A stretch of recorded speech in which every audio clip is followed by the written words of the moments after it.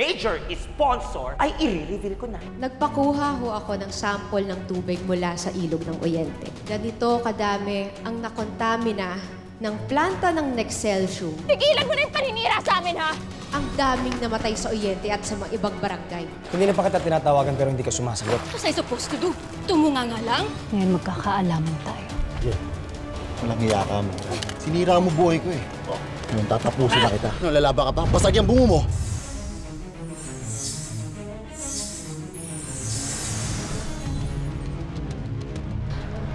Itapon mo yung baril!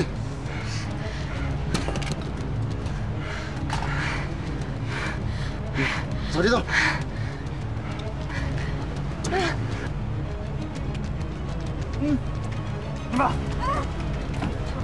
Hoy! Itawan mo ang kapatid ko!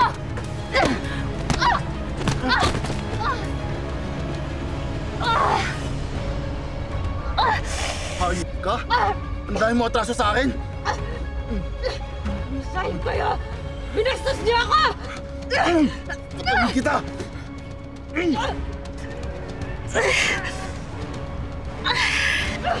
Ano ba? Tumigil ka na!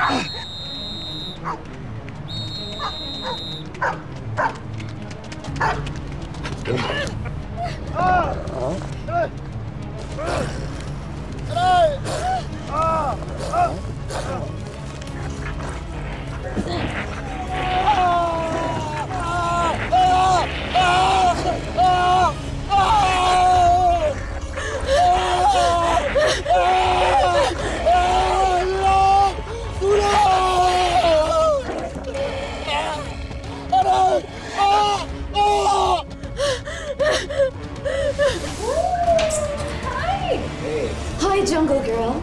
I want you to meet your new best friend.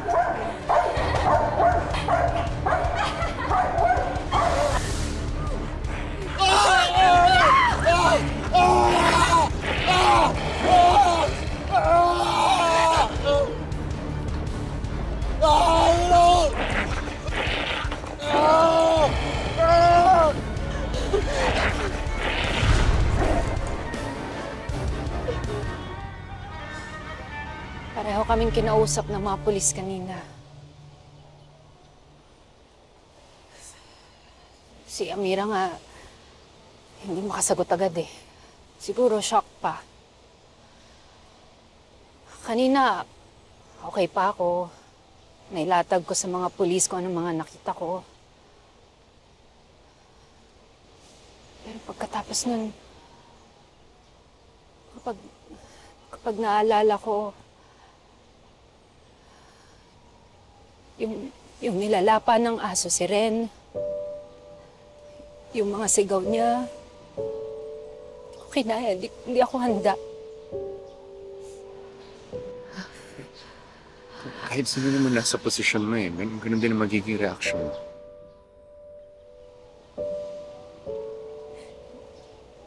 Pero hindi man na ako nakakilos. Hindi man na ako nakatulong.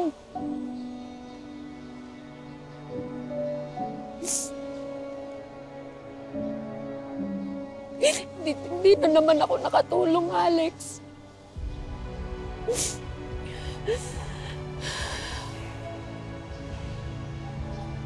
Labas mo lang yan. Dito ako, ha?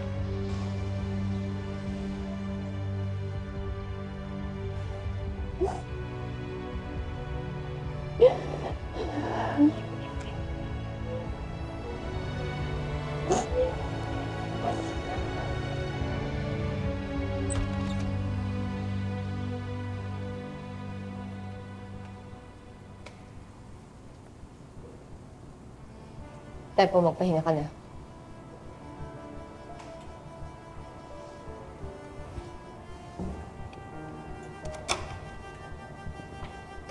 Ano ginawa niyo, ha? Ang alin? Nakita kita, nandun ka kanina.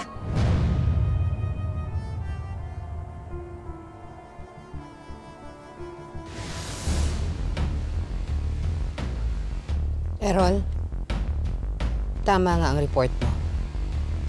Nandito nga si Ren. Kailangan ko po pa sumunod dyan, ma. Hindi na. Meron akong nakahandang sorpresa para sa kanya.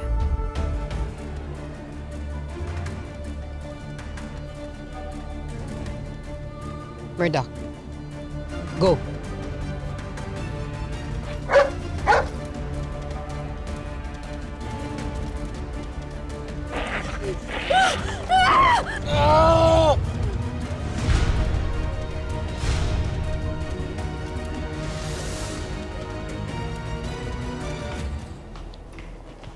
Dali mo ba? Ikaw ang nag-utos sa pagpatay kay Ren. Ginawa ko lang ang kailangan para proteksyonan ka, Amira. Yung pagtangka niya sa buhay mo. Ulit yun kung hindi ko siya pinatay. Wala sa usapan natin ang pumatay. Ang usapan namin ni Maria, proteksyonan ka sa abot ng aming makakaya. Nangyari na ang nangyari. Hindi na magbabago yun. Nasaan ang konsensya mo, Magnolia? Ha? Mas matigas ka pa sa akin, ha? Ako na nga itong namatayan ng tatay. Pati muntik pang mamatay. Nung nagdesisyon ako na ilaan ang buhay ko sa pagsunod kay Maria, alam ko na may mga mangyayaring ganito. Tinulungan mo ako sa paghahanda ako sa paghihiganti ko. Pero ngayon ko lang nakita. Magkaiba tayo, Magnolia. Sinabi sa akin ni Maria, tulungan kita sa paghihiganti mo. At proteksyonan kita. Kahit anong mangyari, yun ay kahit pumatay pa ako, kagaya ni Ren.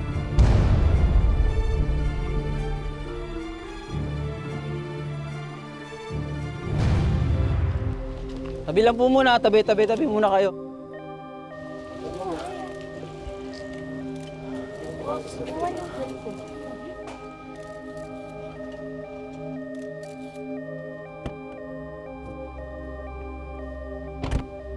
Sir!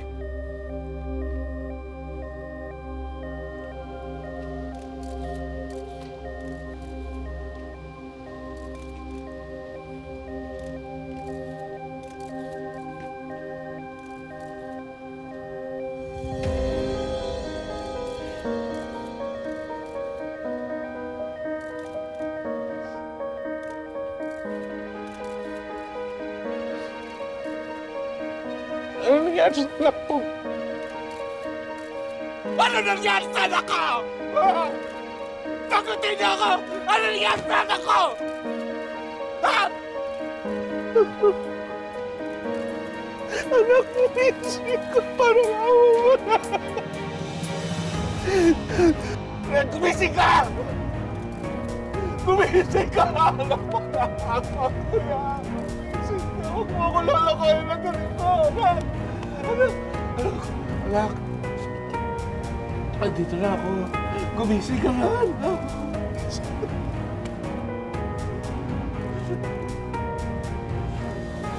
Sabihin niyo sa akin kung ano nangyari sa kanya! Sabihin niyo! Ano nangyari sa anak ko? Ano? Ano?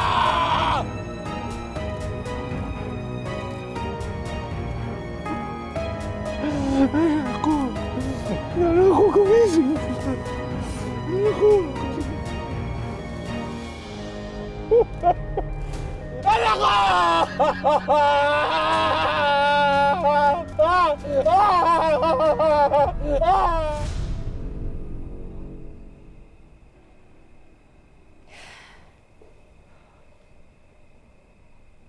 I can't believe na wala na si Ren. On the one hand, mabuti na din na that happened to him. Sirang-sira na yung pangalan ni Ren after ma-expose yung mga nagagawa niya sa mga nakakulong sa presinto nila. At least, matatabunan na yung mga issue. Mawawala na yung danger na madamay tayo sa kahihiyan. Maxine, maghinay-hinay ka nga. Pinsan pa rin namin yun, ha?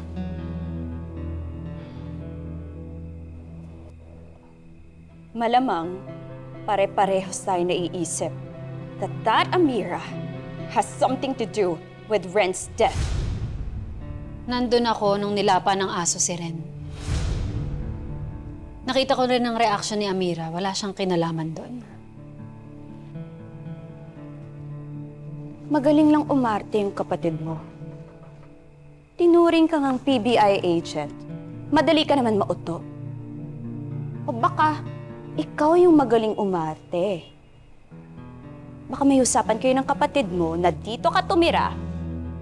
Tapos, tinuturo mo sa kanya kung paano kami pabagsakin.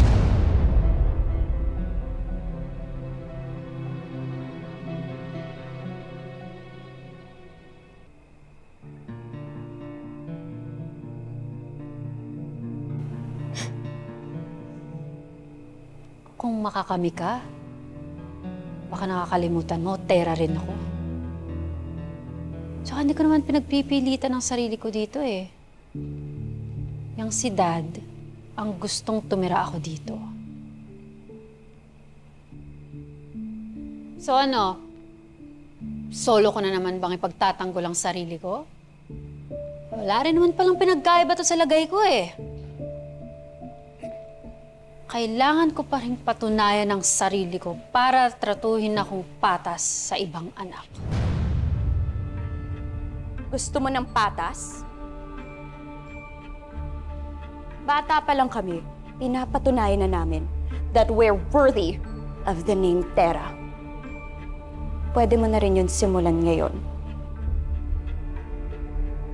Baka nga pagkakamali na dinala kita dito.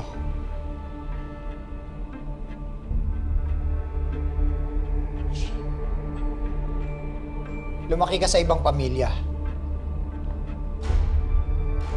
Paano kami makasisiguro na kapag nagkaroon ng problema, mas magiging matimbang kami sa iyo ng mga kadugo mo?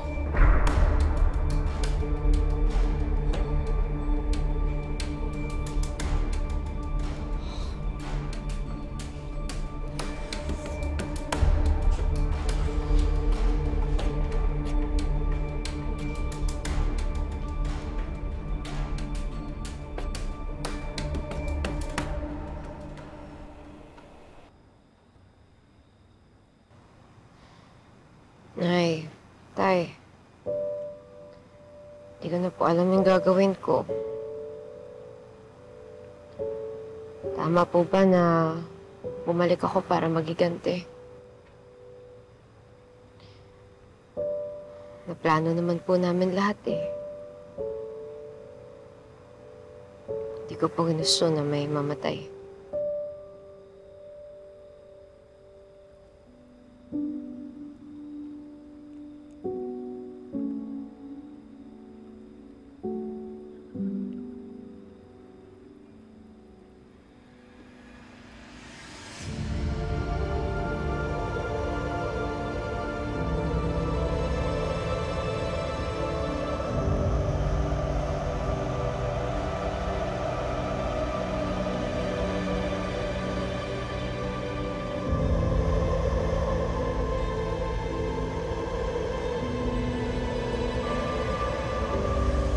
Nagdadalawang isip ka sa paghihigante?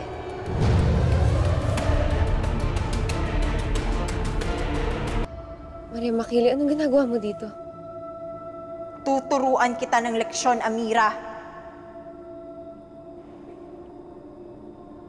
Amira, umalis na tayo. Hindi ligtas dito. Alex. Ha?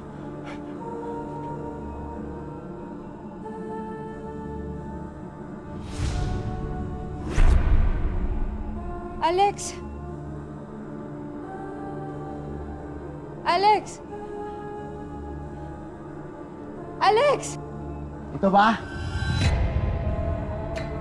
Ito bang si Alex ang hinahanap mo? Ha, Amira? Baka ba naman siya? Paano kung ayaw ko? Nagagawin ka ba? Ha? Tawan mo siya! Tawan mo siya rin! Ito ang kabayaran mo sa lahat ng kahayupang ginawa mo sa akin.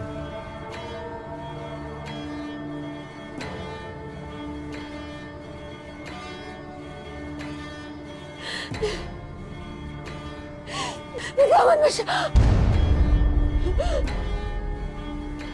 Hayop ka! Rick! Rick! Sorry, hindi kita naligtas! Rick! Hayop ka!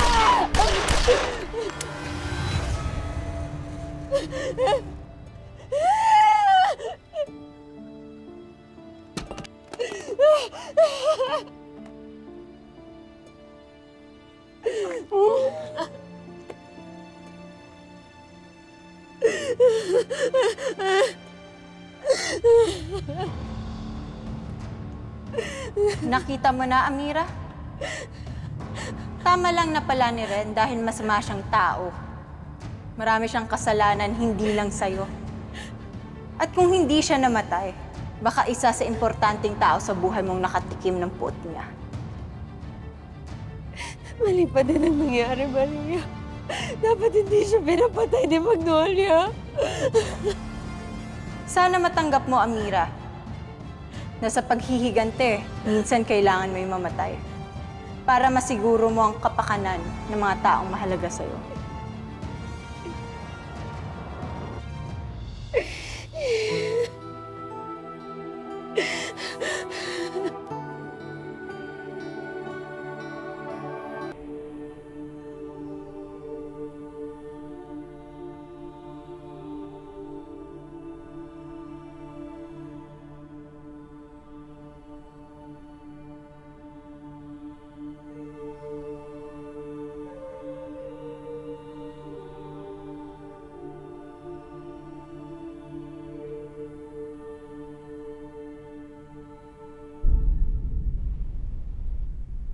May dinampot na daw ang mga pulis para sa pagkamatay ni Ren.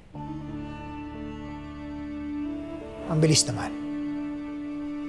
Tao ba yan ni Amira?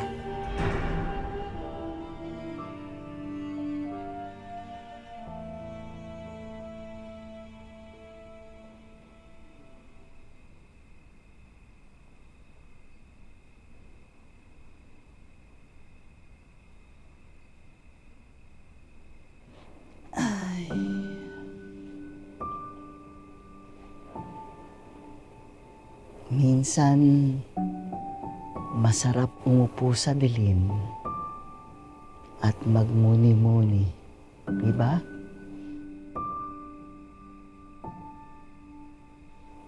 Anong iniisip mo, apo ko?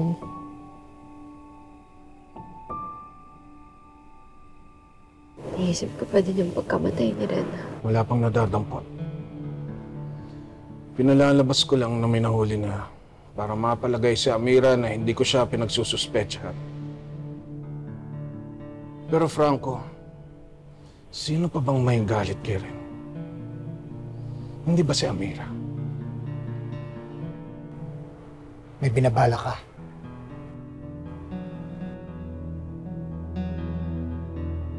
Pagbabayaran niya, ginawa niya kay Ren. Hindi siya mabuting tao. Parang siningil siya ng karma. Pero bakit ganun? Ang bigat pa rin sa loob. Makita yung sinapit niya. Yan ang pagkakaiba ng alam mo sa tunay na nararamdaman mo.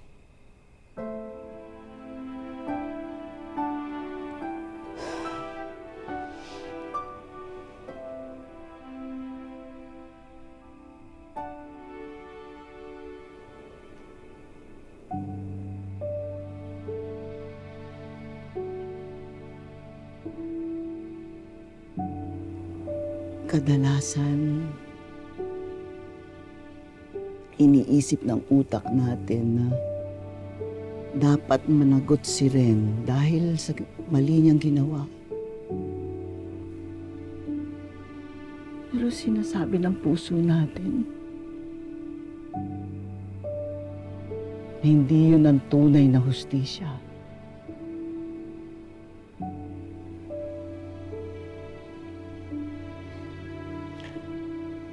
komplikadong mundo. Madalas, mahirap matuntun kung anong tama, kung anong mali.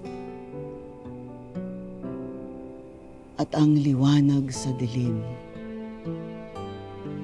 Kaya maraming naliligaw ng landas.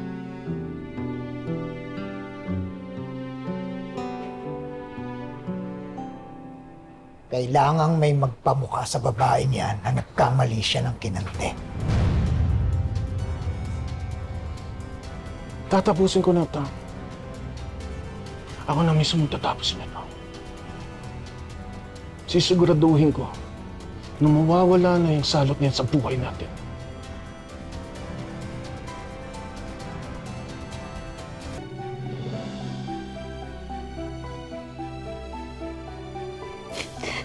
Da, may sasabihin ako sa inyo. Ano yan?